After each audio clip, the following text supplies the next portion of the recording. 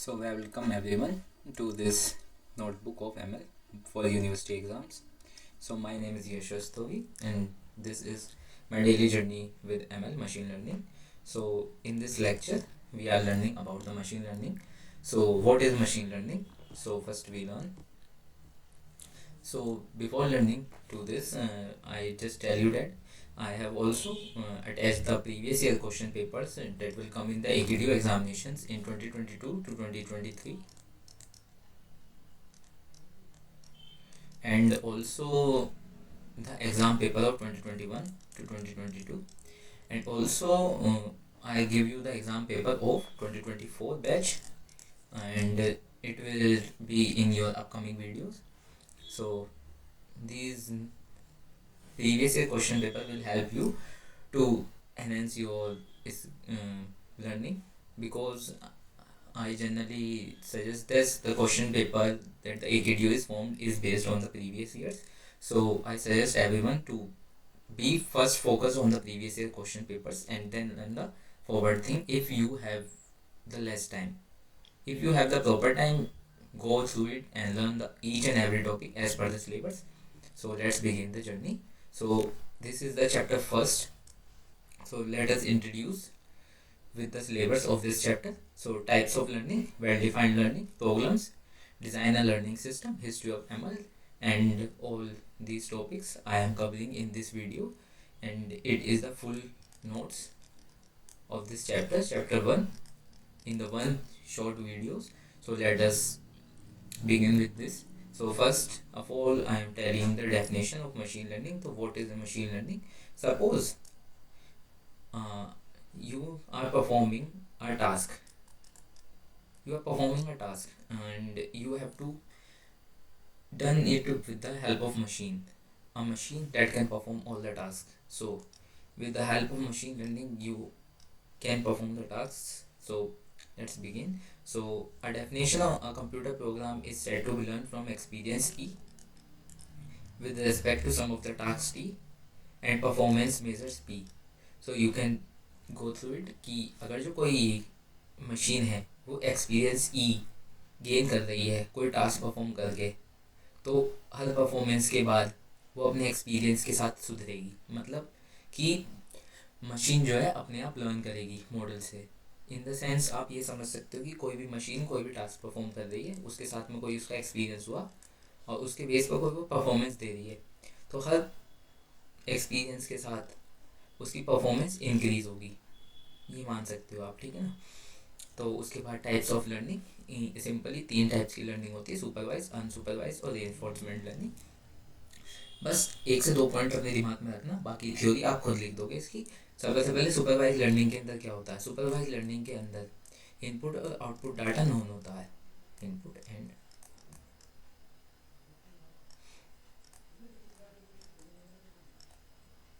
सो इससे तुम क्या समझ सकते हो? इनपुट और आउटपुट डाटा नोन होता है तो मतलब डाटा क्या है? लेबल डाटा है। तो लेबल डाटा है तो मतलब लेबल डाटा है, तो इसको इसमें आप ये समझ सकते हो कि जैसे एक क्लास में स्टूडेंट्स हैं, वो सुपरविजन में है टीचर के, तो टीचर उनको सिखाएगा चीज़ें और टीचर को पता होगा कि लास्ट में एक टेस्ट होना और एक आउटपुट आएगा, और टीचर को पता होगा कि मतलब किस बच्चे के कितने भी मार्क्स आ सकते हैं। तो एज दैट इसमें सिंपल ये मान सकते हो आप सुपरवाइज लर्निंग में कि जो भी होगा सुपरविजन में होगा मशीन लर्निंग के। अनसुपरवाइज लर्निंग में अनलेबल डाटा होगा और इसके अंदर आउटपुट को प्रिडिक्ट करना पड़ेगा और रिलेशनशिप फॉर्म करनी पड़ेंगी। और उसके बाद हम आते हैं इसके बाद सुपरवाइज लर्निंग। सबसे पहले supervised learning is a first type of machine learning in which the label data use to train the algorithms, as I tell you in the before, the label data, you can understand that label data is the data which is known as the previous. So in supervised learning algorithm are used training using marked data where the input and output data are known, मतलब जहाँ पे input और output data known होगा। The goal of supervised learning is to map input data with output data। इसका काम क्या होता है कि input data को map करे output data के थ्रू। तो चलो उसको एक विजुअलाइजेशन की तरह समझते हैं कि इसमें हो क्या रहा है। तो सबसे पहले हमें एक एप्पल है जैसे ये सारे, तो हमें ये पता है कि एप्पल्स हैं सारे, ठीक है ना। नोन डाटा है हमारा, एक मशीन लर्निंग एल्गोरिथम लग रही है, उसके बाद प्रोसेसिंग लग रही है, उसके बाद ट्रेनिंग मॉडल जो है वो अननोन डाटा को से उसको मैच कर रहा है। उसके बाद न्यू रिस्पॉन्सेज आ रहे हैं और ये मशीन बता रही है कि ये एक एप्पल है। ऐसे ही same to same unsupervised learning में क्या होगा कि अननोन डाटा है, डाटा अलग अलग है। यहाँ पे जैसे एप्पल है, ये मैंगो है। एप्पल का कलर क्या है, रेड है। मैंगो का कलर क्या है, येलो है। तो इसकी हेल्प से मशीन इन दोनों को कैटेगराइज कर रही है और इनको अलग अलग उसमें फॉर्म कर दी है, अलग अलग क्लस्टर में। तो एक ग्रुप इसका हो गया, एक ग्रुप हो गया, तो इनको सेपरेट कर दिया मशीन ने। तो with the help of machine learning हमने इन दोनों को सेपरेट कर दिया। तो अब सबसे पहले सुपरवाइज लर्निंग क्या है, is the first type of machine learning in which the label data use to train the algorithm. Label data use होगा ट्रेन करने के लिए एल्गोरिथम को। उसके अलावा data in supervised learning algorithm are trained using mark data. Mark data के through algorithm trained होंगी where the input और आउटपुट डाटा आर नोन। ठीक है ना। तो उसके अलावा गोल क्या है सुपरवाइज लर्निंग के, input data with the output data, map करेगा इनपुट डाटा को आउटपुट डाटा के साथ। उसके बाद supervised learning is based on supervision and it is the same as when the student learn things in the supervision of teacher. जैसे कि मैंने previously आपको बताया था कि ये सेम है जैसे स्टूडेंट्स लर्न कर रहा है things in the supervision of teacher. इसका सबसे अच्छा एग्जाम्पल होगा स्पैम फिल्टरेशन।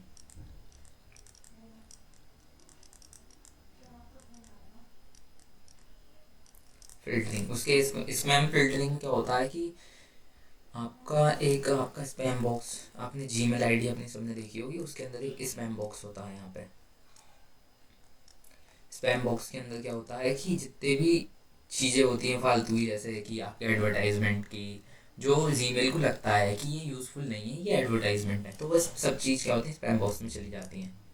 अब बाकी आपकी यहाँ पे मेल से रहती हैं। तो ये क्या है, फिल्टर कर रहा है डाटा को बेसिकली।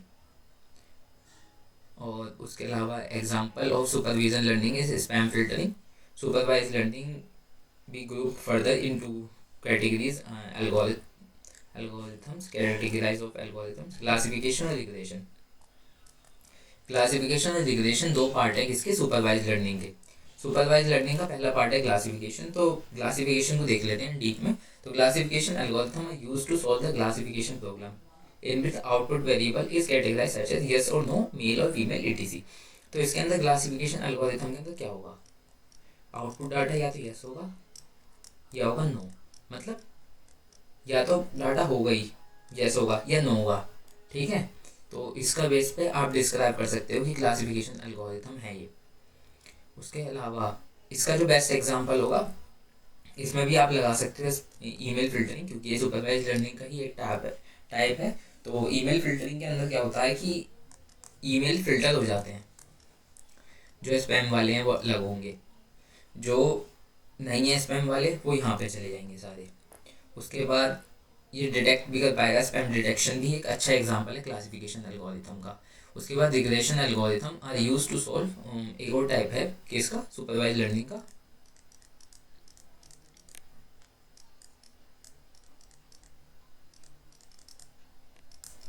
वो है regression. Regression are used to solve regression problems in which there is a linear relationship between input and output variables. इसके अंदर क्या होगा, रिग्रेशन के अंदर लीनियर रिलेशनशिप होगी इनपुट और आउटपुट डाटा के साथ। तो इसमें आप ये समझ सकते हो कि ये मार्केट ट्रेंड्स को प्रिडिक्ट करने के लिए, वेदर को प्रिडिक्शन करने के लिए, इन सब चीज़ों के लिए यूज़ होता है। और अब उसके अलावा हम आ जाते हैं अनसुपरवाइज लर्निंग में। जैसे कि इसमें मैंने बताया कि इसमें अनलेबल्ड डाटा यूज़ होता है। तो unsupervised learning is a second type of machine learning in which the unlabeled data are used to train the algorithm. Unsupervised learning, a type of machine learning techniques in which an algorithm discover patterns and relationship using unlabeled data. इसके बीच में क्या होगा, इसमें algorithms एक pattern को describe कर लेगा basically, कि जैसे कि यहाँ पे उसने एक पैटर्न डिस्क्राइब कर लिया कि जो एप्पल है वो रेड कलर के हैं और जो मैंगो है वो येलो कलर के हैं। तो एक पैटर्न डिस्क्राइब हो गया कि कैसे इसका क्या कलर है, क्या शेप है, क्या साइज है। तो उसके बेस पे एक पैटर्न डिस्क्राइब हो गया और एक रिलेशनशिप बन गई जिसकी बेस से वो डाटा सेट को फिल्टर कर पा रहा है। और उसके अलावा आप देख सकते हो इसको further, the main aim of the unsupervised learning algorithm is to group or categorize the unsorted data set according to the similarities, pattern and difference. Machines are instructed to find the hidden patterns from the input data sets. तो मतलब hidden patterns find करेगा उसके बाद the different from the supervised learning techniques as its name suggested there is no need for supervision. It's means in unsupervised machine learning the machine is trained using the unlabelled data set. Same ही है जो मैंने बताया कि unlabelled data set होगा, input output known नहीं होंगे जैसे इसमें. उसके अलावा अब इसके एग्जांपल्स पे आ जाते हैं. तो जैसे कि मैंने तुम्हें एप्पल और मैंगो वाला एग्जांपल दिया, आप उसको भी लिख सकते हो, पर यहाँ पे भी एक नया एग्जांपल दे रखा होगा, वो है तुम्हारा कॉइन वाला. कि अगर जो हमें दो कॉइन्स फिल्टर करने, तो उसको भी चलो हम देख लेते हैं. Example of unsupervised learning is real life would be sorting different colors coins into separate pills. Nobody thought you how to separate them, but by just looking at their features such as color, you can see which color coins are associated and cluster them into their correct groups. तो आप उनको cluster कर सकते हो उनके correct groups में. तो आप बेसिकली यही समझ सकते हो कि आपके पास दो कॉइन्स हैं, एक का कलर आपका रेड मान लेते हैं, एक का कलर मान लेते हैं ग्रीन, और एक का कुछ साइज़ अलग है. बेसिकली एक का साइज़ है 50 mm और दूसरे का साइज़ है आपका 75 mm. तो इन दोनों के बेस पे भी आप इन दोनों को फिल्टर कर सकते हो कि कैसे कैसे ये दोनों अलग अलग कलर के हैं. तो बेसिकली आपने फिल्टर कर दिया, मशीन लर्निंग को एक पता चल गया, पैटर्न पता चल गया कि ये वाला कॉइन जो है रेड कलर का है और इसका साइज़ जो है 50 mm का है, तो इसको अलग सेपरेट करना है. और ये वाला जो है ग्रीन है और इसका जो है 75 mm का है, तो इसको अलग सेपरेट करना है. तो उसके अलावा चलो let's further move to its types. So unsupervised learning has also two types. So classification and associations are the two types of unsupervised learning. So based on that clustering. तो clustering आप ये समझ सकते हो कि दो डाटा को मतलब the clustering techniques is used when we want to find the inherent groups from the data. मतलब inherent group find करना है डाटा में से. So it is a way to group the object into the cluster such as that the object with the most similarities remain in a one group and the fewer or no similarities with the objects of the other groups. तो मतलब clustering में आप क्या होगा कि दो objects होंगे, मतलब ये दो ऑब्जेक्ट्स को क्लस्टर करेगा, जिसकी सिमिलरिटीज ज़्यादा होंगी तो उसको एक क्लस्टर में डाल देगा, जिसकी सिमिलरिटीज थोड़ी कम होंगी उससे उसको एक अलग क्लस्टर में डाल देगा. तो आप इस तरीके से समझ सकते हो क्लस्टरिंग को. उसके बाद एसोसिएशन क्या है. Association rule learning is an unsupervised learning technique which find interesting relationship among variables within a large data set. मतलब एक large data set में से एक relationship भी find करना है basically. The main aim of the learning algorithm is to find the dependency of one data items to the another data items and map those variables according so that it can generate maximum profit. तो basically maximum profit generate करना है एक दूसरे के relationship find करके maximum profit items and map those variables accordingly so that it can generate the maximum profit. The algorithm is mainly applied in market-based analysis web using mining continuous productions. तो basically इसका काम जो होता है ना वो maximum profit generate करने के लिए होता है. मतलब रिलेशनशिप फाइंड करके उसके बाद एक मैक्सिमम प्रॉफिट जनरेट करना है, जैसे मार्केट ट्रेंड्स को और इन सबको प्रिडिक्ट करने के काम ही आता है बेसिकली. उसके बाद डिज़ाइन इन लर्निंग सिस्टम्स. तो इनकी सबसे पहले मशीन लर्निंग में क्या होता है कि एक ट्रेनिंग डाटा दिया जाता है किसी भी चीज़ को, उसके बाद उसके अंदर एक मशीन लर्निंग एल्गोरिथम होती है. जो एल्गोरिथम होती है उसके बाद एक मैथमेटिकल लॉजिक मॉडल बनाती है. उसके बाद मैथमेटिकल लॉजिकल मॉडल बनाने के बाद एक आउटपुट जनरेट होता है. तो हम इसको देखते हैं. चलो फिर design a learning system in machine learning. तो when we feed the training data to ML algorithm, यहाँ पे क्या हो रहा है ट्रेनिंग डाटा को जब हम फीड कर रहे हैं किसमें एमएल एल्गोरिथम में, मशीन लर्निंग एल्गोरिथम में, this algorithm will produce a mathematical model and with the help of this model the machine will make a predictions and take a decision without being explicitly programmed. तो इसकी वजह से क्या होगा एक mathematical model बनेगा. उसके बाद क्या होगा कि बिना एक्सप्लिसिटली मतलब बिना प्रोग्रामर की यूज़ करे हुए, मतलब खाली कोई ह्यूमन का वो नहीं होगा इंटरफेयर, बिना उसके करे हुए एक आउटपुट जनरेट होगा. जिसका एग्जांपल हो सकता है आपकी self driving car like Tesla. Self driving car, जिसको in driverless cars the training data is feed to the algorithm like how to drive in highway, busy and narrow streets with factors like speed, time, parking stops at signal, etc. After that, a logical and a mathematical model is created on the basis of that, and after that, the car will work according to the logical model. Also, the data is feed and the more efficient output is produced. मतलब जितना ज़्यादा आप data दोगे उतनी ज़्यादा efficient algorithm बनती जाएगी। तो बेसिकली आप यही देख सकते हो कि ड्राइवलेस कार जो है एक ट्रेनिंग एग्जांपल है किसका, आपका मशीन लर्निंग डिज़ाइन करने का, designing a learning system in machine learning algorithm. सबसे पहले क्या होगा, कोई भी कार होगी जो सेल्फ ड्राइविंग कार होगी वो देखेगी सामने क्या है कि कितनी स्पेस ले रहा है कोई और ऑब्जेक्ट है और उसके बाद कितनी स्पीड है दूसरे ऑब्जेक्ट की, उस हिसाब से वो अपने एल्गोरिथम को डिज़ाइन करके वो उसके हिसाब से एक्शन लेगी ऑटोमेटिकली बिना ह्यूमन के। तो उसके बाद हम designing a learning system in machine learning, तो ये एक इम्पॉर्टेंट क्वेश्चन है और ये प्रीवियस ईयर के क्वेश्चन हैं वैसे ही सारे। उसके बाद designing a learning system in machine learning, तो उसके अलावा फिर से वही व्हाट इज़ एमएल की डेफिनेशन ही आ गई कि a computer program is set to be learning from experience ई।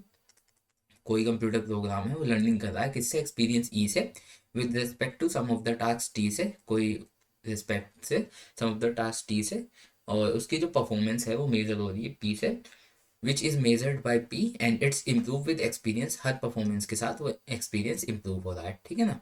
उसके बाद एग्जाम्पल, इसका एग्जाम्पल बताया था मैंने, स्पैम ईमेल डिटेक्शन, ये पहले डिस्कस कर चुका हूँ मैं। उसके बाद इसमें तीन चीज़ होगी, पहला होगा task, performance and experience. Task क्या होगा इसके, to classify mails into spam और नॉट, कि क्लासीफाई करना कि मेल्स के अंदर कि ये स्पैम है या नहीं है। दूसरा परफॉर्मेंस मेजर करना, total percentage of mails being correctly classified as a being spam और not. Experience, a set of mails with label spams. तो सबसे पहले स्टेप में क्या हो रहा है कि सबसे पहले स्टेप में बता दें कि स्पैम है या नहीं है जो ईमेल आई हुई है।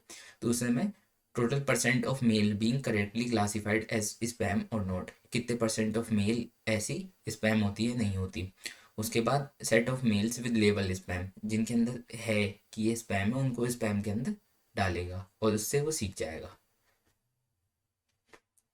Step for designing learning systems are choosing a training data, training experience, choosing target functions, choosing representation of the target functions, choosing function approximation, उसके बाद final design।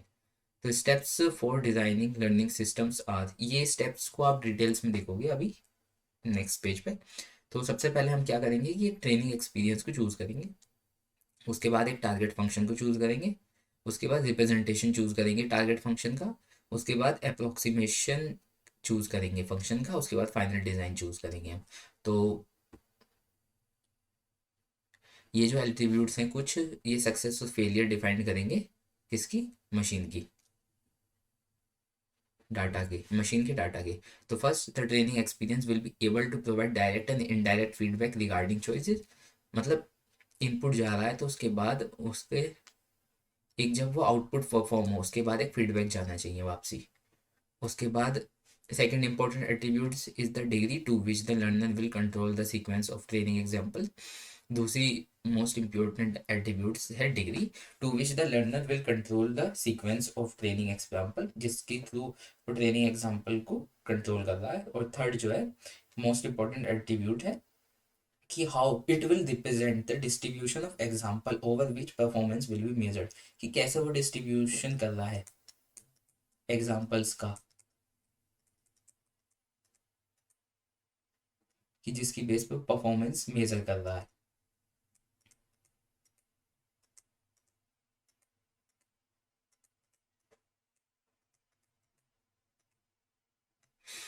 उसके बाद नेक्स्ट फर्दर अब इनको डिटेल्स में देखते हैं। The key steps in developing a machine learning algorithm are as follows. सबसे पहला स्टेप जो मैंने बताया था, चूजिंग द ट्रेनिंग एक्सपीरियंस। तो selecting relevant training data is crucial for the success of the model. The data should be provide direct or indirect feedback on the choices, enable the algorithm to learn and improve. The degree of the control the learner has A sequence of training example impact accuracy. Representation the distribution of examples representing the distribution of examples helps measures the algorithm performance. तो सबसे पहले choosing the training example, selecting relevant training data is the crucial for success of the model. सबसे पहले हमें एक अच्छा सा data choose करना पड़ेगा, क्योंकि ये बहुत इंपॉर्टेंट है कि हम सही डाटा चूज करें मशीन के लिए, क्रूशियल है for success of the model, जिसकी वजह से मॉडल सक्सेस हो पाएगा। डायरेक्ट और इनडायरेक्ट फीडबैक होना चाहिए डाटा के पास, जैसी प्रोवाइड करवाना चाहिए डायरेक्ट और इनडायरेक्ट फीडबैक, जो इनेबल कर पाए एल्गोरिथम को कि वो लर्न कर पाए और इम्प्रूव कर पाए, कि मतलब फीडबैक होगा तो वो हर बार इम्प्रूव कर पाएगा उससे। और उसके अलावा the degree of the control the learner has over the sequence of training example impact accuracy, मतलब ज़्यादा से ज़्यादा एक्यूरेसी होनी चाहिए। Representation of the distribution of examples helps measure the algorithm performance. उसके अलावा जो हम एल्गोरिथम की परफॉर्मेंस मेजर करेंगे उससे हमें एक्यूरेसी का पता चल जाएगा थोड़ा सा। और उसके अलावा चूजिंग द टारगेट फंक्शंस, दूसरी चीज़ पे आते हैं। Define the target functions that the machine learning algorithm will learn. In the chess scenarios this could be next move functions determine legal moves for success.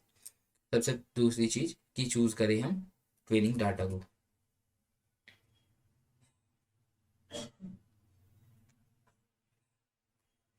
Choosing the training function. Define the target function that will machine learning algorithm will learn in chess scenarios. This could be the next move functions to determine legal moves for success. हम एक target function choose करेंगे machine learning algorithm में जो learn करेगी। उसके बाद इस chess scenarios में क्या होगा कि कौन सा नेक्स्ट मूव हो सकता है। जैसे आपने चेस का गेम देखा होगा, उसमें डिफाइन करना है कि नेक्स्ट मूव कौन सा होगा, ये लीगल मूव होगा सक्सेस के लिए। अगर जो सही चलता है तो एक सक्सेस होगी अपोनेंट का, कोई प्यादा गिरा देता है तो। Choosing representation for the target functions, once legal move are identified, select a representation method such as linear equations or hierarchical graph. Optimize the next move function to choose move that lead to success. तो basically ऐसा move choose करना है, वो equations का इनका use करना है, जैसे लीनियर इक्वेशन, हायरार्किकल ग्राफ्स, और ऑप्टिमाइज करना है नेक्स्ट मूव को, कि जिसकी वजह से कि अपोनेंट को हम टारगेट कर पाएँ और उसका अपोनेंट को फेल कर पाएँ, और जिससे हमें सक्सेस मिलेगी। Choosing function approximation algorithm. Use a function approximation algorithm to define the model based on the feedback. तो हम function approximation algorithm ऐसे डिफाइन कर सकते हैं कि जैसे हम मॉडल से फीडबैक लें। The learning from failures and success. The algorithm approximation the steps that lead to favorable outcomes. Approximation में क्या होगा कि algorithm लर्न करेगी सक्सेस और फेलियर से, और उसके अलावा जिसकी वजह से फेवरेबल आउटकम्स आएंगे। उसके बाद फाइनल डिज़ाइन क्या होगा, the final design embrace average after the system process numerical example failure success and decision making experience. Deep blue is an example of successful machine learning in chess. Default human chess expert Gary Kasparov. तो deep blue मतलब successful machine learning model था, जिसने जो chess expert थे Gary कैस्पारोव उनको हराया था। उसके बाद हम चेकर्स गेम समझ लेते हैं। By understanding the implementation these steps developers can create effective machine learning algorithms. तो इनकी हेल्प से इफेक्टिव मशीन लर्निंग एल्गोरिथम्स बना सकते हैं डेवलपर्स।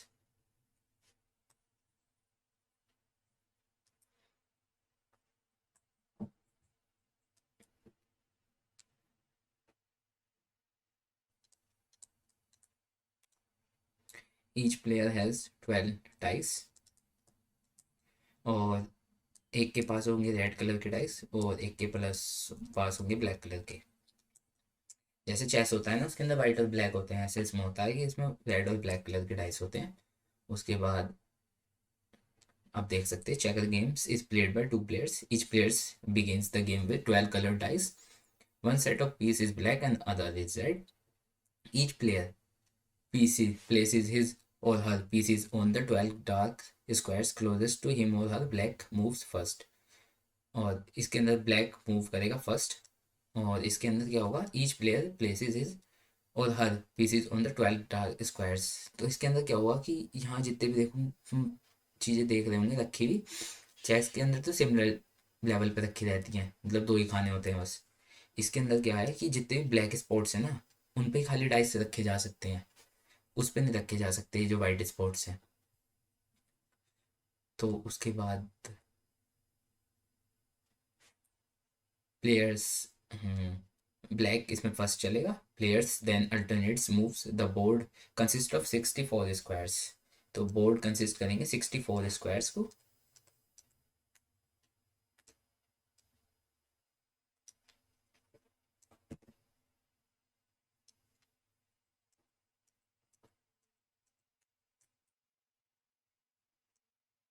बोर्ड कंसिस्ट करेंगे 64 स्क्वायर्स को. It is positioned so that each player has a light squares on the right side corner closest to him or her.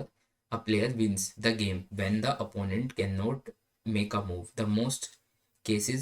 In the most cases, this is because all the opponent pieces have been captured, but it could also be because all the his pieces are blocked in. मतलब अगर जो दो piece आमने सामने आ गए तो block हो जाएंगे. और अगर जो वो इधर की से, मतलब इसका ये होगा कि अगर जो ये इधर वाले हिस्से पे आ रहा होगा तो उसको वो डिफ़ॉल्ट कर देगा. अगर जो वाइट यहाँ होगा और ये यहाँ पे होगा तो ये इसको डिफ़ॉल्ट कर देगा. ठीक है. उसके अलावा रूल्स क्या होंगे इस गेम के लिए, इसकी तुम बेसिकली एक वीडियो देख लेना यूट्यूब से चेकर्स गेम की. मैं तुम्हें दिखा भी देता हूँ कौन सी देखनी है.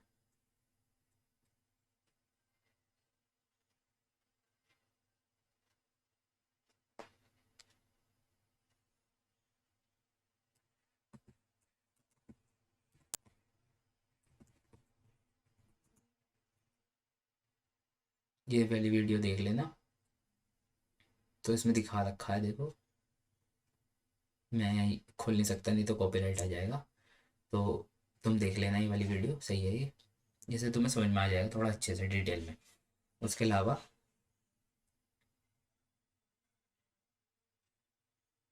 चलो, rules for the game.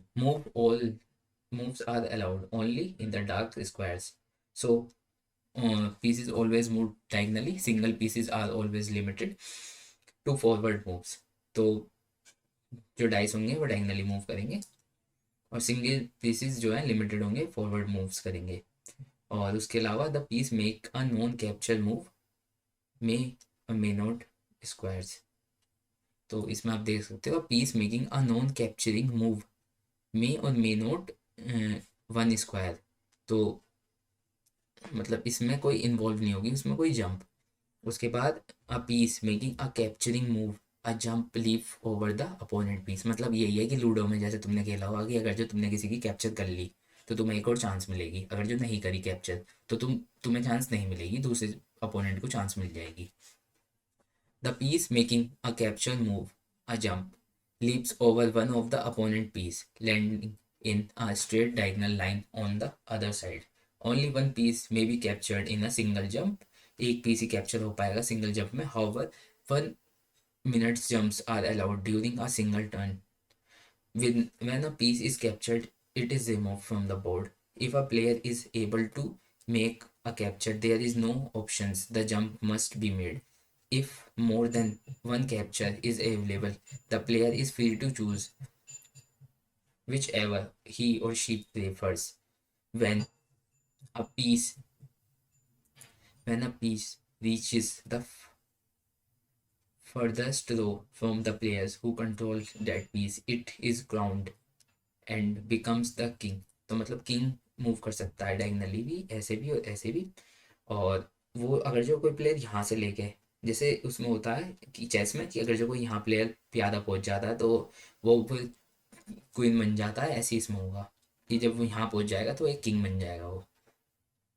Kings are limited to moving diagonally but but may move both forward and backwards are.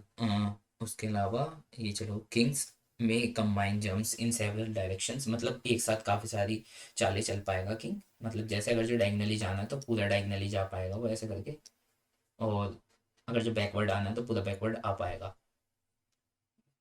Kings may combine jumps in several directions, forward and backward on the same turn. Single pieces may shift directions diagonally during the multiple captured turn, but must jump forward. उसके बाद ये तुम्हें समझ में आ गया होगा कि जो चेकर्स गेम है बेसिकली 12 डाइसेस होते हैं तुम्हारे पास। दो डाइसेस मतलब एक रेड कलर के डाइस होते हैं, एक ब्लैक कलर के डाइस होते हैं, सब जो है डायगनल पे रखे रहते हैं। डायगनल पे रखने के बाद अगर जो कोई लास्ट में पहुंच गया अपना, मतलब इधर से कोई चीज अगर जो लास्ट में पहुंच गई तो क्या होगा कि वो बन जाएगी किंग। और किंग कितनी भी चाल लेकर चल सकता है, मतलब कितने भी मूव्स चल सकता है इधर की तरफ और इधर की तरफ, फॉरवर्ड भी बैकवर्ड भी। और उसके अलावा ये जो है जो गेम खेला जाएगा वो ब्लैक उस पे खेला जाएगा, सर्किल पे, ये नहीं कि तुम व्हाइट के ऊपर भी लिया है और चला रहे हो। ठीक है। उसके बाद हम देखते हैं इश्यूज इन मशीन लर्निंग। तो what algorithm exist from learning general target functions from specific training examples? In which settings will particular algorithm conserves to desired functions given the sufficient training data? Which algorithm performs best for which type of program and representation? तो basically कौन सी algorithm किस type के लिए चलेगी ये find करना मुश्किल है। और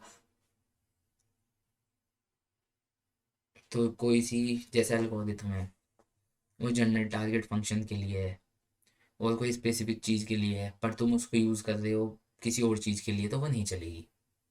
तो ये एक इशू है कि सारी एल्गोरिथम सब में नहीं चलेंगे। उसके अलावा how much training data is sufficient, हमें ये नहीं पता चलता कि कितना ट्रेनिंग डाटा सफिशिएंट है, कितना ट्रेनिंग डाटा सफिशिएंट है। What generally bounds can be found to relate the confidence is learned hypothesis to the amount of training experience and the character of learning hypothesis base. When and how can period knowledge held by the learner guide the process of generalizing from examples? कि पता नहीं चलता कि कौन सी algorithm generalise कर पा रही है एग्जाम्पल से और कौन सी नहीं कर रही, क्योंकि इसमें बेसिकली यही होता है कि कौन सी एल्गोरिथम ट्रेनिंग एक्सपीरियंस से एक्सपीरियंस ले पा रही है, उसके बाद उसको उसकी आउटपुट में कन्वर्ट कर पा रही है, आउटपुट से फिर दोबारा सीख पा रही है। Can prior knowledge be helpful even when it is only approximation correct? What is the best strategy for choosing a useful next training experience and how does, तो डिस्कस करते हैं हिस्ट्री ऑफ एमएल को। तो सबसे पहले है history. थोड़ी writing जरा ऐसी है मेरी गंदी सी, कोई बात नहीं, समझ लेना फिर तो। इन 1946, 1950, 1952, 1957, 1990s। तो ये हिस्ट्री है और उसके बाद में करंट स्टेटस है जो अब इस टाइम चल रही है। तो इसको तुम इसके थ्रू भी याद रख सकते हो, ये दे रखा है इसलिए मैंने कि जिससे इजी हो जाए। और एक चीज़ और कर सकते हो तुम कि जैसे ये मैंने नोट्स ले रखे हैं ऐसे तुम भी नोट्स प्रिंट करवा के रख लो, क्योंकि ज़्यादा पेज के नहीं है ये, ज़्यादा 5 से 6 पन्नों के नोट्स हैं और आराम से याद भी हो जाएंगे और कॉम्पैक्ट में सब चीज़ लिखी हुई है इनके अंदर। तो मैं तो यही सजेस्ट करूँगा कि प्रिंट करवा के याद करना स्टार्ट करो और समझते चलो जो मैं समझा रहा हूँ चीज़ों को। उसके बाद 1946 में क्या हुआ कि देखो, सबसे पहले चीज़ कभी भी हिस्ट्री याद करनी हो तो उसकी अंदर की चीज़ याद करो और उसके बाद उसकी डेट याद करो। तो सबसे पहले the first computer called ENIAC to perform numerical competitions. तो पहला कंप्यूटर था एनिक जिसने न्यूमेरिकल कॉम्पिटिशन परफॉर्म करे थे। उसके बाद 1950 में क्या हुआ, एलन ट्यूनिंग ने ट्यूनिंग टेस्ट करा था कि क्या मशीन सोच सकती हैं। उसके बाद 1952 में क्या हुआ कि फर्स्ट गेम जो बना, प्रोग्राम बना जिसका नाम था चेकर्स। किन के थ्रू बना, Arthur Samuel at IBM। Arthur Samuel के थ्रू बना कि कौन सी कंपनी में, IBM में। उसके बाद पेसिप्टोन डेवलप हुए। पेसिप्टोन से क्या बनते हैं, न्यूरल नेटवर्क बनते हैं, पेसिप्टोन से बनते हैं न्यूरल नेटवर्क। तो perceptron developer by Frank Roosevelt, Frank Roosevelt ने क्या बनाए, पेसिप्टोन बनाए। क्या बनाए, पेसिप्टोन बनाए, जिनसे क्या बने, पेसिप्टोन से बने न्यूरल नेटवर्क। ठीक है ना, तो पेसिप्टोन से बने न्यूरल नेटवर्क। उसके बाद 1980s में डिसीजन ट्री बने अर्ली, और उसके बाद 1990 में क्या हुआ, स्टैटिकल लर्निंग थ्योरी हुई, और जिसने एम्फोसाइज करा learning from data instead of rule based inference Bayes learning. तो बाइज लर्निंग तुम्हें पता होगा प्रोबेबिलिटी के अंदर होती है। तो इसने बनाया स्टैटिकल लर्निंग हुई थ्योरी की, एम्फोसाइज करी learning from data instead of rule based inference. उसके बाद 2000 में क्या हुआ, सपोर्टेड वेक्टर मशीन बनी। उसके बाद करंट स्टेटस क्या है, used widely in industries, combination of various approaches but data driven is prevalent. नहीं, इंडस्ट्रीज में यूज़ हो रहा है एमएल, और जैसे कि आपको पता है इंडस्ट्रीज में भी यूज़ हो रहा है, हर जगह यूज़ हो रहा है मशीन लर्निंग। इस टाइम मशीन लर्निंग बूम पे है। एज अ सॉफ्टवेयर इंजीनियर भी मैं तुम्हें बता सकता हूँ कि मशीन लर्निंग की काफ़ी अच्छी जॉब्स हैं। उसके अलावा neural networks, artificial neural network ANN। तो जैसे हमारी ह्यूमन बॉडी काम करती है ना, ऐसी बिल्कुल same to same artificial neural network से हमारे माइंड को मिमिक करने की कोशिश की गई है। इसके अंदर 3 लेयर्स होती हैं, सबसे पहले इनपुट, दूसरी आपकी हिडन, और तीसरी आउटपुट लेयर। उसके लिए मैंने एक डायग्रामेटिक वे में बना भी रखा है। देखिए ये तो हमारे सेल्स का वो है, जो हमारे ह्यूमन बॉडी में सेल्स होते हैं उसके हिसाब से ही ये बायोलॉजिकल न्यूरल नेटवर्क है। सबसे पहले यहाँ की ये क्या होते हैं, डेंड्राइड होते हैं, सेल न्यूक्लियस होते हैं, एक्सोन्स होते हैं, और स्नैप्सिस होते हैं पीछे की तरफ। तो अब बेसिकली तो मैं बताता हूँ मैं कैसे कैसे होता है। Is able, artificial neural network is able to learn from data and provide responses in the form of predictions और क्लासिफिकेशंस। मतलब in the form of predictions, मतलब कुछ चीज़ प्रिडिक्ट कर सकता है, क्लासीफाई कर सकता है। क्लासीफाई का मतलब कि उसको क्लस्टर में बना सकता है अलग अलग उसमें, कि एक का जिस जो ज़्यादा सिमिलरिटी से मैच होते हैं उसको एक अलग क्लस्टर में, जो कम सिमिलरिटी से मैच होते हैं उसको एक अलग क्लस्टर में बना देगा। तो उसके अलावा it learn from examples data sets. One change enhance existing data analyse technologies owing to other advanced prediction capabilities. It comprises of 3 layers: input layer, hidden layers, and output layers. Input layer is the first layers of an ANN that receives the input information. जो input layer होती है, first layer होती है जो receive करती है information को। तो ये जो है ना सारे ये इनपुट लेयर्स हैं। उसके बाद hidden layer, then they are in the middle of the neural network. There can be one or more hidden layers which perform computations or input data. एक या एक से ज़्यादा भी इनपुट लेयर्स हो सकती हैं जो परफॉर्म करेंगी computations के डाटा को। उसके अलावा output layer, it is the last layer of the neural network. This layer helps to determine through output through computations performed by hidden layers. The applications image recognition, speech recognition, machine translation और medical diagnosis, ये इसके कुछ example हैं output layer के। Basically अगर जो तुम्हें image को भी रिकॉग्नाइज करना है तो पहले उसको पिक्सल्स में तोड़ोगे, उसके बाद उन पिक्सल्स को फॉर्म में तोड़ोगे, कुछ कुछ क्लस्टर्स मतलब कुछ कुछ सेट्स में तोड़ोगे, उसके बाद उसको रिकॉग्नाइज करने की कोशिश करोगे। तो एक ऐसी मशीन क्रिएट करने की कोशिश करी जा रही है, एमएल मॉडल क्रिएट करने की मतलब कोशिश करी जा रही है जो ह्यूमन के जैसे हमारा दिमाग प्रिडिक्ट करता है, आंखों से देखता है, उसके बाद मतलब दिमाग से सोचता है कि ये क्या चीज़ है, उसके बीच में भी एक आँख के पीछे जो होती है वो होती है लेयर। तो ऐसी करके same to same neural network के जैसे ही प्रिडिक्ट करने की कोशिश करी गई है कि हम मशीन लर्निंग मॉडल को बनाएंगे। उसके बाद ये इस थोड़ा डिटेल में है, इसको देख लो। सबसे पहले इन नेटवर्क इनपुट्स आ रहे हैं, उसके बाद इनपुट लेयर है ये, उसके बाद आर्टिफिशियल न्यूरल नेटवर्क का डायग्राम, उसके बाद फीड फॉरवर्ड, ये हिडन लेयर्स हैं आपकी, ये आउटपुट लेयर्स हैं, ये इनपुट लेयर्स हैं, और ये नेटवर्क आउटपुट है। और यहाँ से बैक प्रोपोगेशन हो रहा है, यहाँ से फीड फॉरवर्ड हो रहा है, ठीक है ना। उसके बाद अब अगली चीज़ वो है क्लस्टरिंग। नेक्स्ट टॉपिक आपका क्लस्टरिंग। ये इसका डायग्राम याद कर लेना अच्छे से, पेपर में बना के आना, अगर जो पूरा है तो पूरा पेपर ये वाला डायग्राम बना देना। इसमें ज़्यादा चीज़ें थोड़ी सी, तो इसमें दिखा रहा कि डेंड्राइट से इनपुट्स आ रहा है और उसके बाद आउटपुट यहाँ से आ रहा है, इसको कन्वर्ट करके दिखा रखा है कि यहाँ पे जो है ना, यहाँ पे सबमिशन हो जाएगा सबका, यहाँ पे समीशन हो जाएगी वैल्यू 0 से लेके जहाँ तक की भी वैल्यू होगी, n तक की वैल्यू होगी x की, वहाँ तक समीशन हो जाएगा जो भी होगा फंक्शन। ठीक है ना। उसके बाद आप आ जाओ फर्दर। उसके बाद नेक्स्ट टॉपिक है क्लस्टरिंग। देखो क्लस्टरिंग एक अच्छा खासा टॉपिक है, बड़ा टॉपिक है।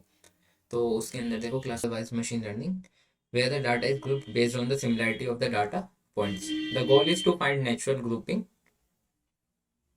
The goal is to find the natural grouping and let's I check हो गया चलो।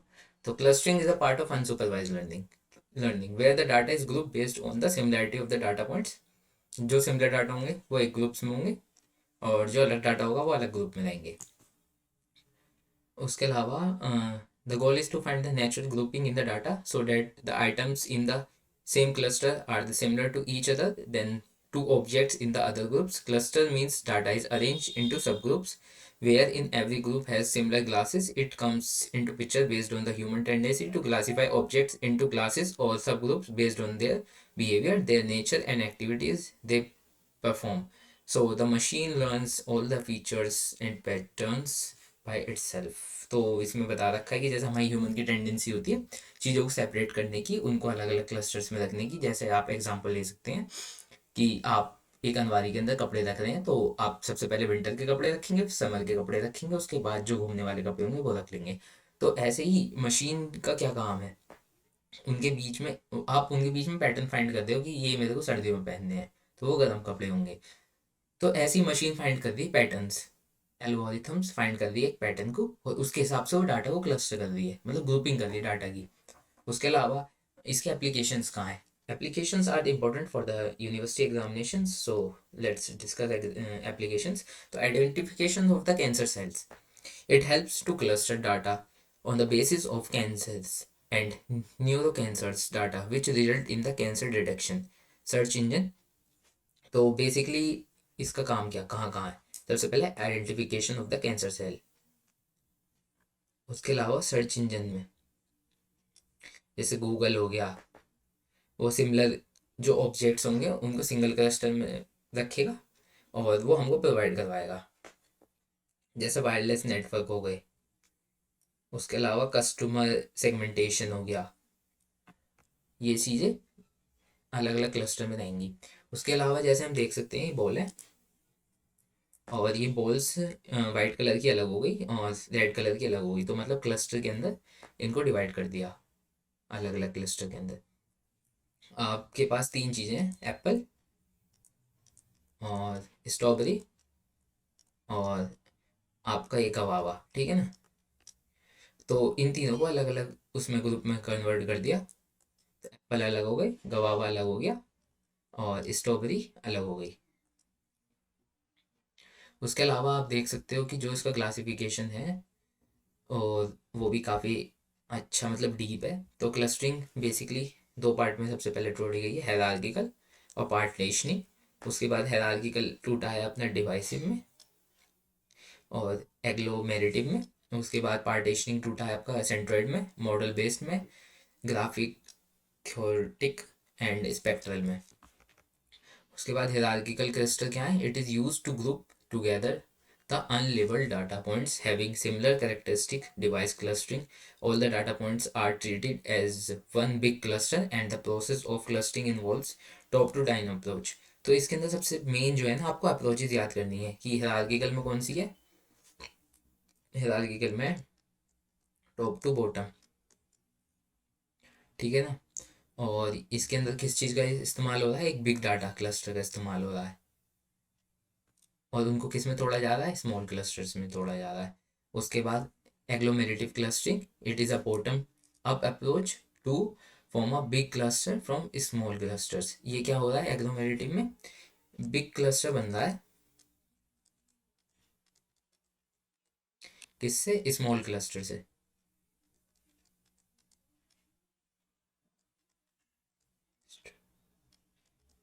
और उसके अंदर इसके अंदर अप्रोच कौन सी है? इसके अंदर अप्रोच है आपकी बॉटम टू अप।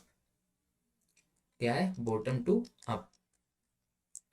और उसके बाद सेंट्रोइड क्लस्टरिंग में क्या है, it organize the data into non hierarchical cluster model based on clustering.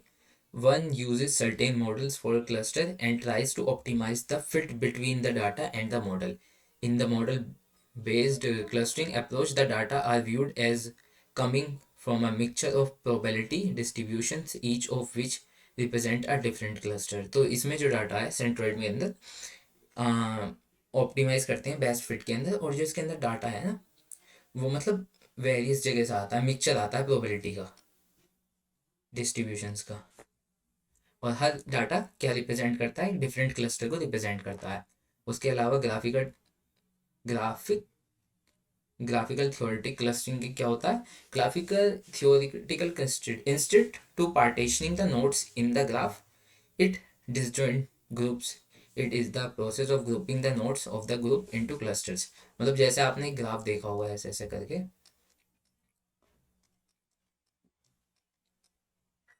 तो इसकी ग्राफ की जो होती है नोड्स होती हैं, सबसे ऊपर वाला पेरेंट होता है, पेरेंट नोड होती है, उसके बाद ये चाइल्ड नोड होती हैं,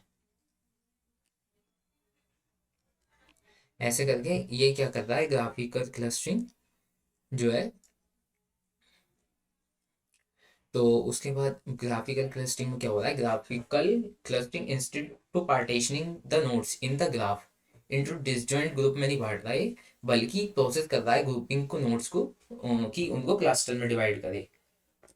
तो उसके बाद अब आ जाते हैं हम सेपरेटल क्लस्टर, स्पेक्ट्रल क्लस्टर में. Spectral clustering is a grouping clustering algorithm which has performed better than many traditional clustering algorithms. In many cases, it treats each data point as a graph node and thus transform the clustering problems into a graph partitioning problem. तो इसके अंदर क्या हो रहा है कि spectral clustering के अंदर एक ग्रुपिंग क्लस्टर एल्गोरिथम को परफॉर्म करा जा रहा है, जिसकी वजह से क्या हो रहा है, जो बेटर है किसी ट्रेडिशनल क्लस्टरिंग एल्गोरिथम से, जो है मतलब पुरानी एल्गोरिथम से ये स्पेक्ट्रिकल क्लस्टरिंग बेटर है. और हर केसेस के लिए, मतलब कुछ केसेस के लिए, ईच केसेस के लिए, ईच डाटा पॉइंट्स के लिए, मतलब डाटा पॉइंट्स के लिए, ईच डाटा पॉइंट्स के लिए ग्राफ और नोड की फॉर्म में ट्रांसफॉर्म करेगा क्लस्टर्स को. तो इसलिए हम इसको क्या कहते हैं, ग्राफ पार्टीशनिंग प्रॉब्लम भी कहते हैं. उसके बाद आपकी रेनफोर्समेंट लर्निंग आ गई. रेनफोर्समेंट लर्निंग तीन टाइप की लर्निंग बताई थी आपको, supervised,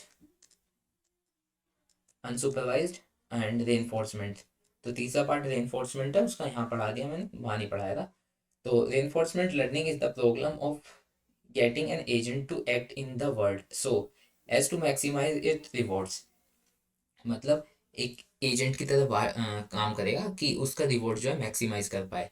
the learner the program is not told what action to take as it most in most forms of machine learning, but must discover which action yield the most reward by trying them. तो मतलब ये trying करेगा और देखेगा कि सबसे ज़्यादा reward किस एक्शन में मिलेगा. In the most interesting and challenging cases, action may affect not only the immediate reward but also the next situations and through that all the subsequent rewards. तो reinforcement learning को आप ये समझ सकते हो कि एक एजेंट है,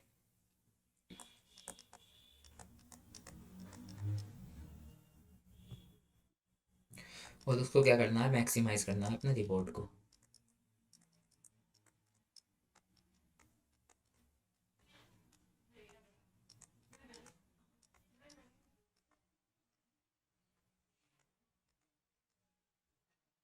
मैक्सिमम करने हैं उसके रिवॉर्ड्स को अपने. उसके अलावा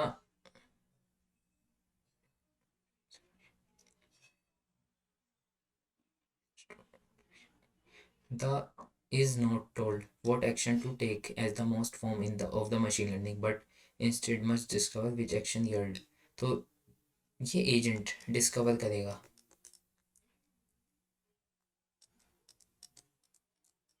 कि कौन सा एक्शन परफॉर्म करना चाहिए जिसकी वजह से मैक्सिमम रिवॉर्ड आए.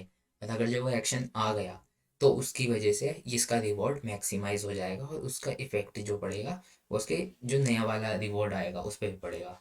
तो जिससे कि मतलब वो लर्न कर लेगा प्रीवियस एक्सपीरियंस से भी, जो मतलब जिसमें मैक्सिमम रिवॉर्ड मिलेगा, उसके बाद वो ट्राई करेगा कि उससे भी ज़्यादा मैक्सिमम रिवॉर्ड मिले। उसके बाद इन्फोर्समेंट लर्निंग के बाद आते हैं ये data science versus machine learning, ये इंपॉर्टेंट है।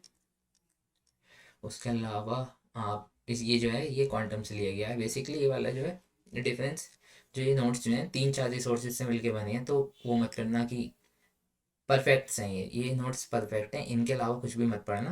बेसिकली पढ़ लेना यूनिवर्सिटी के लिए, पर कॉलेज के लिए तो काफ़ी है, फर्स्ट चैप्टर के तो काफ़ी हैं ये। Data science versus machine learning. Data science is a concept used to tackle big data and including data cleaning, preparation and analysis. तो इसके अंदर बिग डाटा का यूज़ होता है, डाटा क्लीनिंग, प्रिपरेशन, एनालाइज होता है इसके अंदर। Machine learning is defined as the practice of using algorithms to use data learn from it and then forecast further trends for that topic. तो machine learning क्या define करता है कि practice कैसे होगी एल्गोरिथम की यूजिंग डाटा, एंड लर्न करता है फिर उससे और फोरकास्ट करता है फ्यूचर ट्रेंड्स को और टॉपिक्स को। और आप वो वाली भी डेफिनेशन लिख सकते हो कि कोई मशीन है वो एक्सपीरियंस से सीख रही है टास्क परफॉर्म करके, और वो परफॉर्मेंस की उसके बाद वो हर परफॉर्मेंस पे इंक्रीज कर रही है, और जैसे जैसे उसकी परफॉर्मेंस इंक्रीज हो रही है उसके एक्सपीरियंस के साथ वो टास्क जो है बेटर परफॉर्म हो रहा है। ये भी लिख सकते हो आप इसमें। It includes various data operations, it includes artificial intelligence, machine learning artificial intelligence करती है। और ये मशीन लर्निंग आप ये मान सकते हो कि सबसे पहले आती है आपकी, तो 3 तरीके से। सबसे पहले होती है डीप लर्निंग,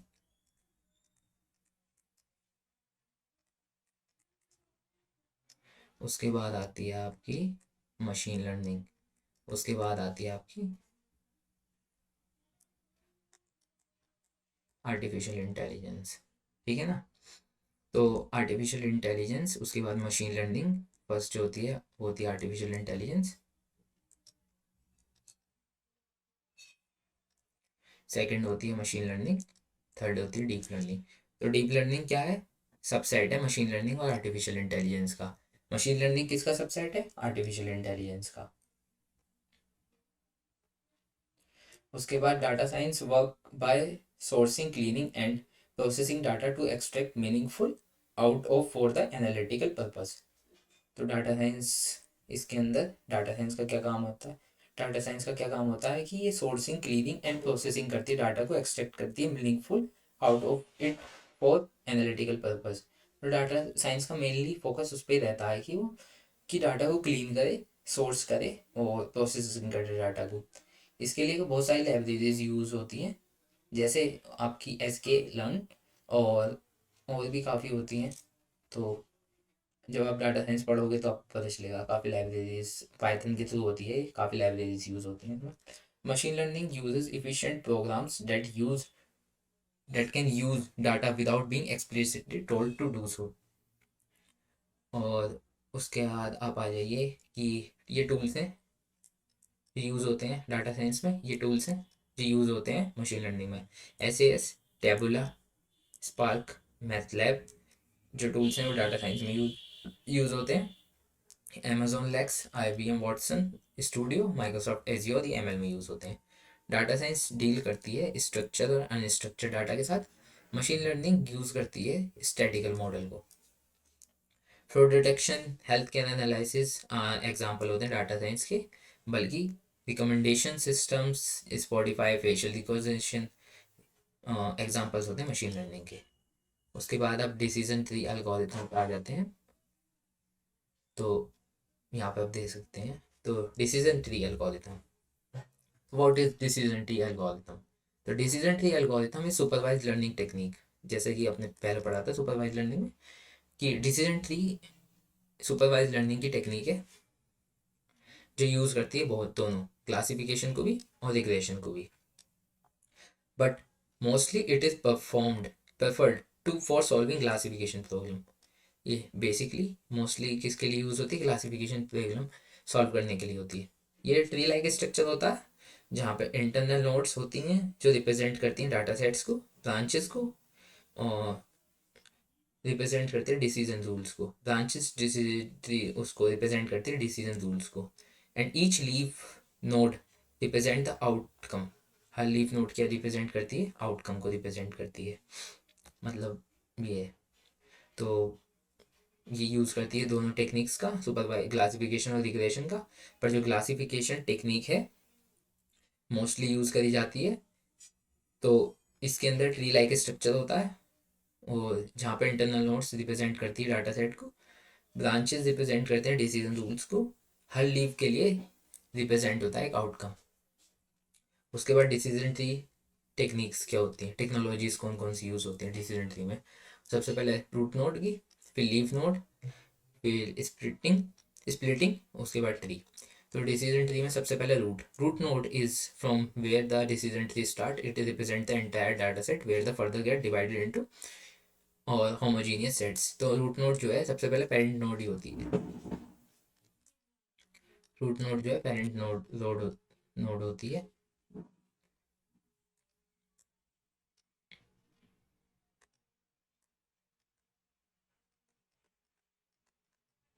पेरेंट नोड होती है, और उसके अलावा रूट नोड हो गई, ये होमोजीनियस सेट में रहती है। उसके अलावा लीफ नोड जो है ये फाइनल नोड रहती है, जैसे कि इधर देख सकते हो फाइनल रहती है, आउटपुट नोड रहती है। उसके बाद splitting is the process of dividing decision tree into roots into sub nodes. Splitting क्या होती है? डिसीजन ट्री को सब ट्री में तोड़ने का काम होता है।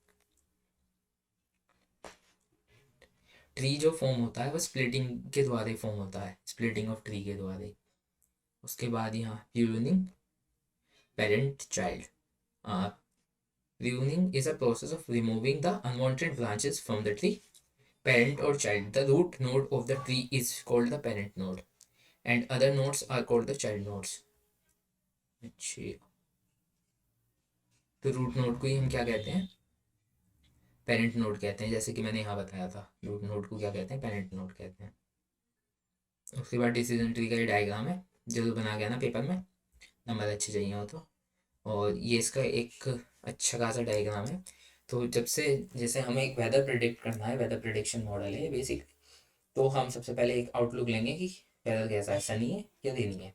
अगर जो सनी है तो हम उसकी ह्यूमिडिटी चेक करेंगे, ह्यूमिडिटी हाई होगी तो सनी नहीं होगा, अगर जो ह्यूमिडिटी लो होगी, नॉर्मल होगा, तो सनी होगा डे, ओवरकास्ट। यस। उसके बाद रेनी, रेनी में हम विंडी चेक मतलब विंड्स चेक करेंगे, अगर जो विंड्स है नहीं है तो मतलब रेनी नहीं है, अगर जो विंड्स हैं तो फिर रेनी है, सीधी बात। मतलब कुल मिला के अगर जो धूप निकल रही है या बारिश हो रही है तो उसका प्रिडिक्शन करना है कि धूप निकल रही है बारिश हो रही है। धूप में क्या होगी? गर्मी होगी, ह्यूमिडिटी होगी, और रेनी में क्या होगी? हवाएं चलती हुई होंगी। तो अगर जो हवाएं चलती हुई होंगी तो मतलब बारिश होगी, अगर जो हवाएं नहीं चल रही होंगी तो बारिश नहीं होगी। ह्यूमिडिटी में क्या है? अगर जो मतलब ह्यूमिडिटी ज़्यादा होगी तो गर्मी नहीं होगी, अगर नॉर्मल होगी तो गर्मी होगी। उसके बाद supported machine vector. Supported machine vector is the most popular supervised learning algorithm which is used to classify as well as the regression problem. However, primarily it is used for classification problem in the machine learning. तो supervised learning last topic है बस, supervised learning, then end करते हैं इसको session को। तो supervised supported vector machine, sorry supported vector machine, तो supported vector machine पढ़ते हैं। Supported vector machine or SVM is the most popular supervised learning algorithm which is used for classification as well as regression problem. Supported vector machine जो दोनों के लिए use होती है, classification के लिए भी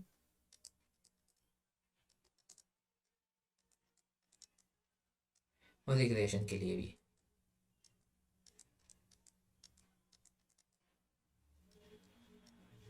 तो primarily it is use for classification problems in the machine learning, और जैसे पिछली वाली भी वो भी बेसिकली क्लासिफिकेशन का यूज़ कर देती, और तो ये वाली भी क्लासिफिकेशन का यूज़ कर लिए primarily. The goal of SVM algorithm is to correct create the best line or decision boundaries that can separate and decision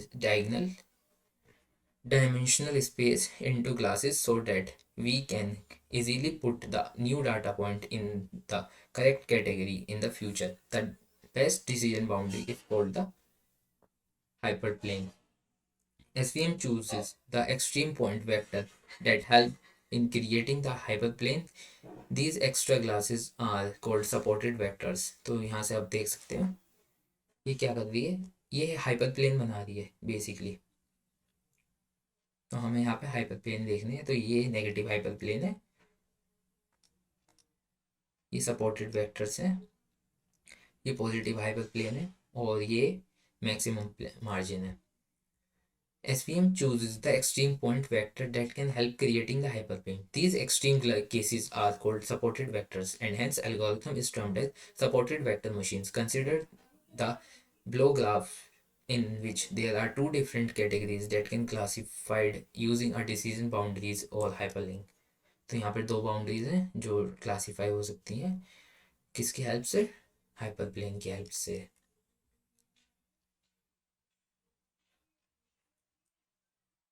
The goal क्या है SVM का? The goal of SVM algorithm is to create the best line or decision boundaries that can separate n decision dimensional space into classes so that we can easily put a new data point in a correct category in the future.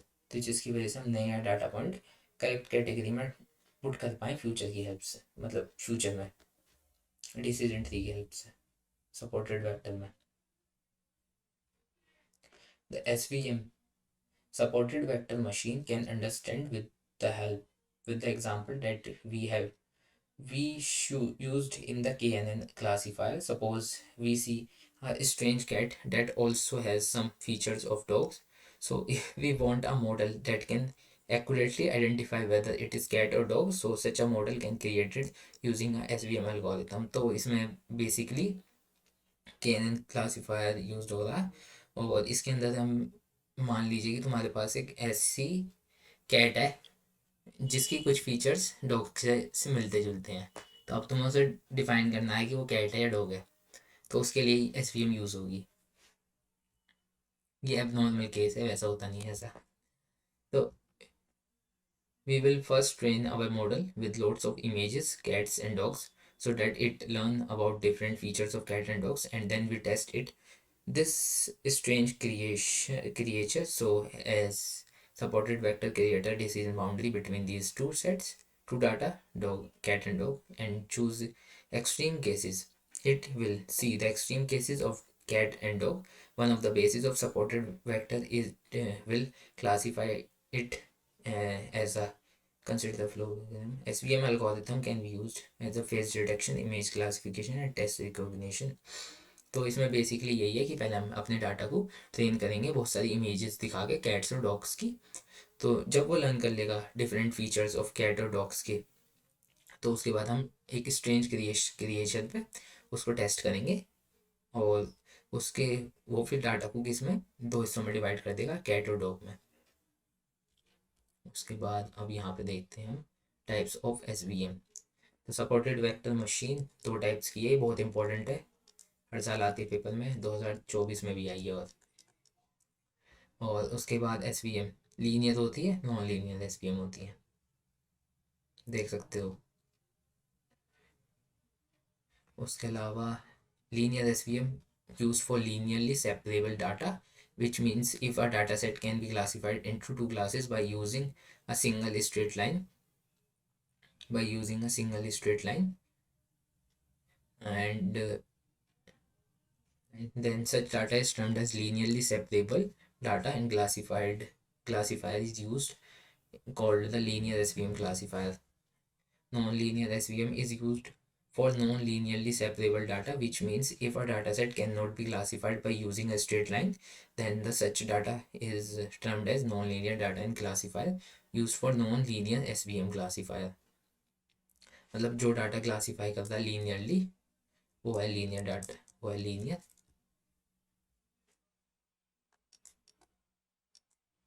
Supported vector machine, और जो data नहीं कर रहा वो है non linear.